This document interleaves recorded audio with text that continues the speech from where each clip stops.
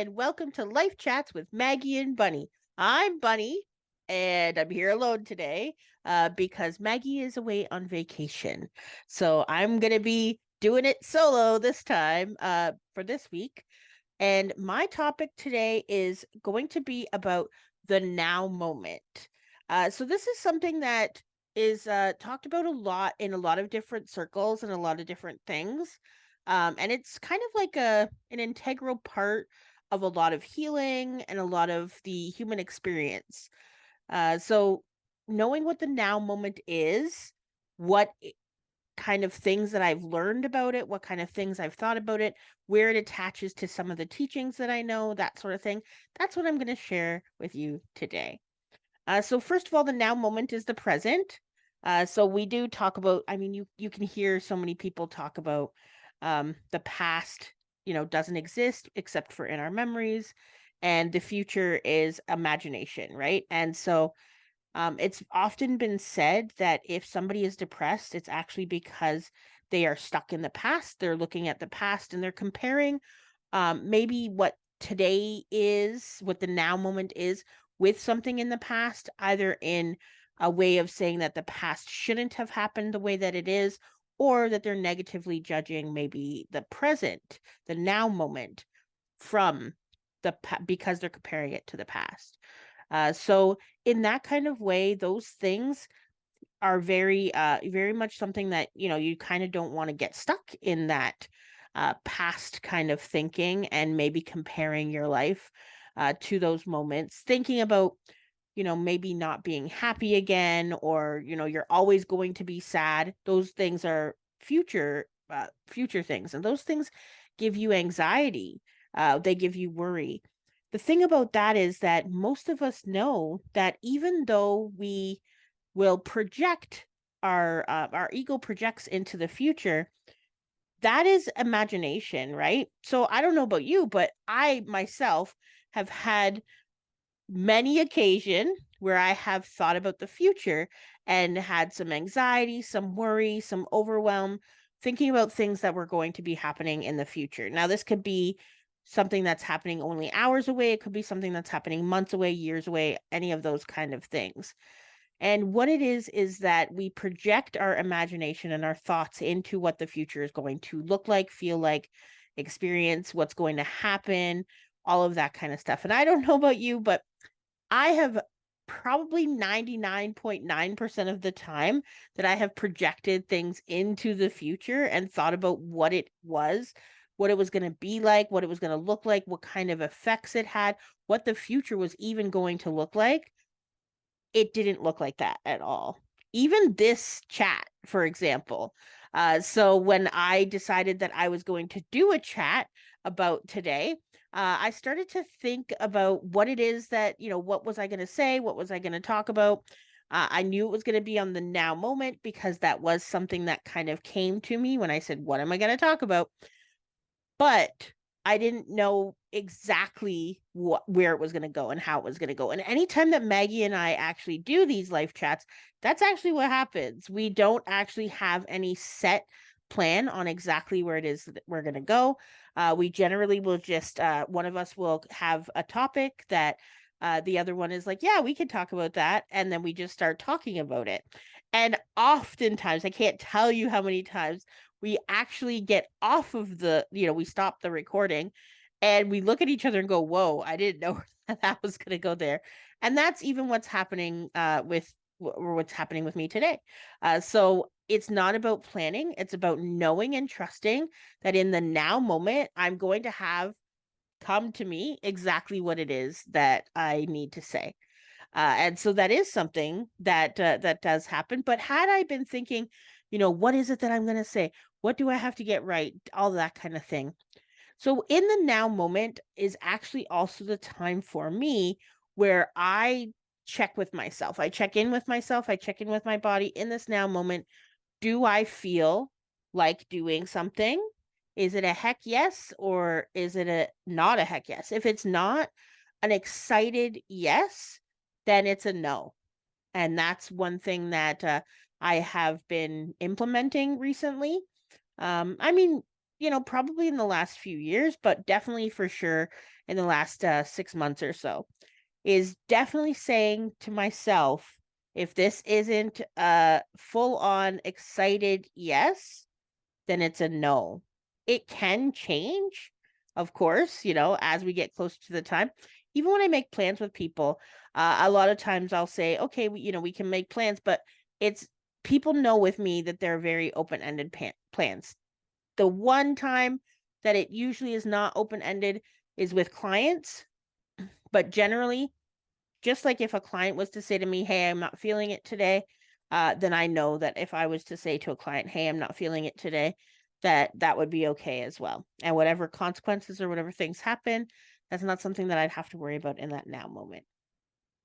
And so one thing in the like manifesting and all of those kind of things when they're talking about the law of attraction, talking about Dr. Joe Dispenza, you talk about Abraham Hicks, you're talking about Dolores Canyon, you're talking about Bashar, you're talking about a lot of people, definitely Abraham Hicks for sure, Neville Goddard, those kind of things, where they talk about, and even Dr. Joe Dispenza talk about like envisioning or visualizing your future and what it's going to look like, what you want it to look like. I remember a few years ago when I first started coming into the spiritual world and spiritual teaching, learning about manifestation and constantly them saying you had to visualize. And then for me at the time, I definitely believed that I had a block for visualization. So I would often say I have aphantasia. I can't see things. I can't see things in my mind's eye. I would say that stuff. So of course the universe was reflecting that back to me because since I believed it, it's going to show me more of it. So that was something that I had a hard time with at that time was just kind of like, well, how can I manifest if I am unable to see the future? Now with that, you're projecting your preferred outcome. So the things that you want or that you would like to see. There has actually been a shift that I have noticed within the last year or so, where actually you'll listen to these teachers, the same teachers who were talking about visualizing, who are actually talking about feeling.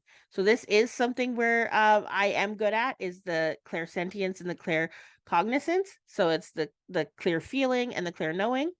That's how I do communicate and get most of my intuitive messages is actually through those things. Definitely clear knowing. So the idea popping into my head, a story popping into my head, a memory, any of those kind of things, a person, that kind of stuff, something that will remind me of something, and then I will share that story. And that's how I have my intuitive hits. And or even through songs that will also sometimes come up, song lyrics. So that's another thing as well. I'll get song lyrics, memories of that kind of in my head as well. So I have noticed that for manifestation, that the feeling part is actually quite important. They're actually saying that that may even be more important than visualizing, is feeling, putting yourself in that future state. In that future state, how will you feel when you're there? And getting yourself into that feeling state, because it is about tuning our little radio dial as we have our frequency into the frequency of the things that we desire, the things that we prefer. So from that, you can only do that though in the now moment. It's the same with healing. So when you have traumas, when you have things that happened to you in the past, it's not like you are physically going into the past. First of all, the past does not exist. But it's not like you're going anywhere. You're in the now moment. And what you can do is bring that story, bring that feeling through the story and through the belief into the now moment, where you then will process the feeling, doing a bunch of different things. And then you can actually change beliefs and do all that stuff. But you're going to do that from the now moment. You're going to do that from the now. Now, this was something in the last few months that I had always understood that from the now moment, we would project our future, preferred future, our through feelings or through visualizations or whatever the case may be. I had not, however, considered I knew that the past would change because if we got into a different frequency, the past that we would have to have been different when we had healed those things. But what I didn't even realize was that we're actually are always creating the past from our now moment as well. What I mean by that is, how many times have you thought about a story or an event or something, an experience that had happened to you in the past? You had received a memory, you retrieved a memory, and you remembered it in a specific way. I just looked at a journal from 2020, and in that journal, I had actually talked about something about every time you take a memory out and look at it, it changes. When you tell the story, when you just replay it in your head, whatever the case may be. But when you take a memory out, you actually change it and put it back different. That was the trigger for me to go, huh, so that's how come you can heal things, because you can take a trauma, an experience, something that had happened to you, an event that had happened to you, for you, all of those kind of things, but something that had happened, you can take it into the now moment. You can kind of play with it, look at it differently, turn it, look at it all different perspectives, and you can actually heal it. Think of it, which is really healing it, is accepting it, looking at it through a different perspective or view, forgiveness, all of those kind of things that we do with our healing. That you can take that memory out, do all that stuff with it, and then when you put it back, it can be completely different. And that's how you do the healing. And so that is actually how the now moment is the only thing that exists. Because if you're able to manipulate or create or change or transform or transmute, all of the different words that we use, if you can do that with a past memory, a past event, something that you have brought with you into the now moment, that is something that you have access to. And when you change it, you're actually creating or recreating your past from the now moment. And that will help you create or get into the frequency of the future now moments. It is a concept that can be a little overwhelming for our human consciousness, because it does take into account a lot of different aspects.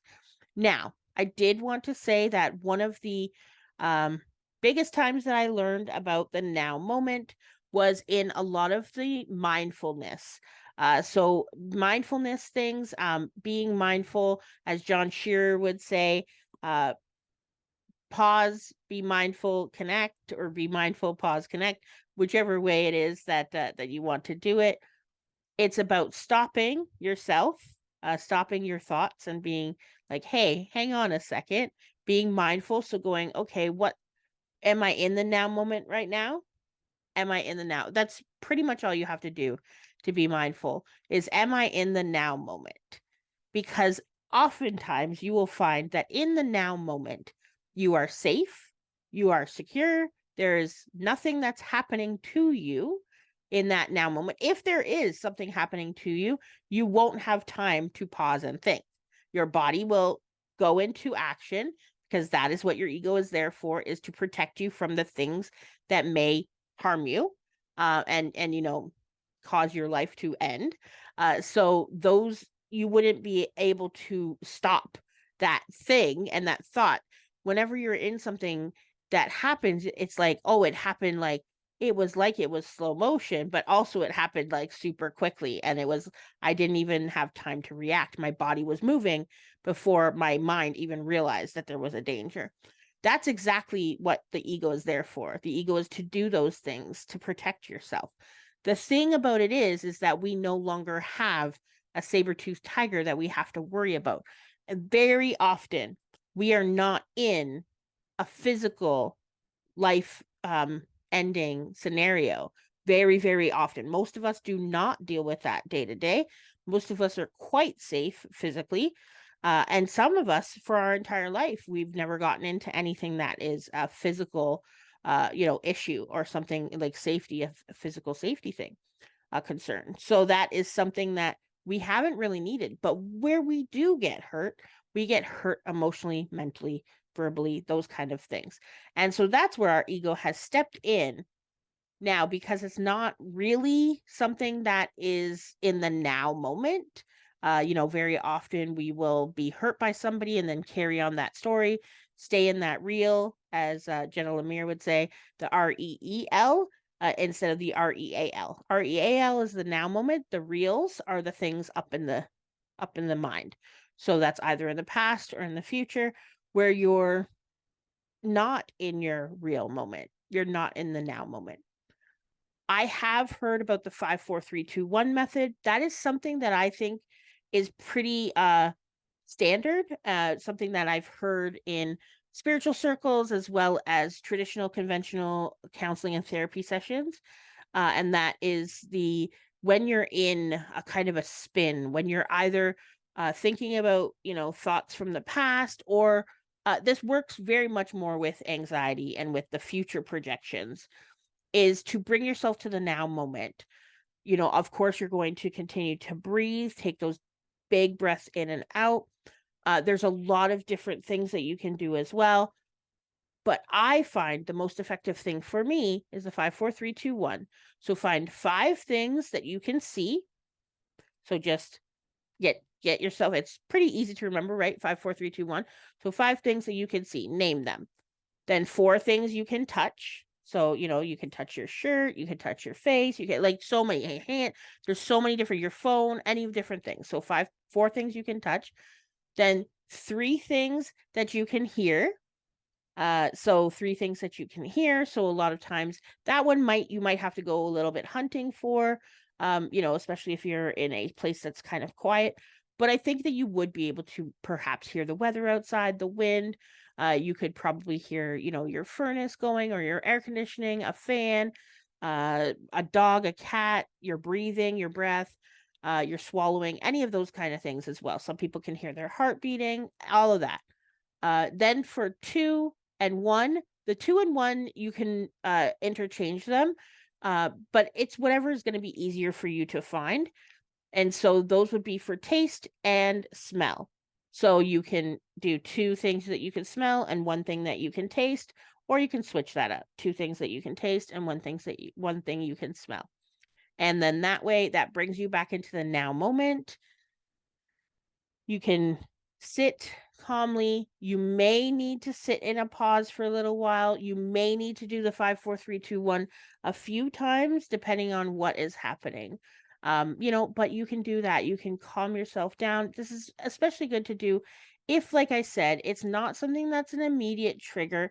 There isn't somebody in front of you that is like attacking you in any way. There's nothing that you have to respond to. You're just, sitting in your room and you happen to be thinking, or you're sitting somewhere by yourself and you happen to be thinking about something that has continued to think and kind of hijacked your thoughts for a moment, where you feel like the train has run away and you don't have any control of this. This is a good way for you to bring that back. So that's pretty much it that I have for the now moment today. So stay in the now moment as often as you can. Healing happens from there. Life is lived from there. It's where we create both the past and the future from there. The now moment is our moment. This is where we are. This is what we're doing. And I look forward to having more now moments with you.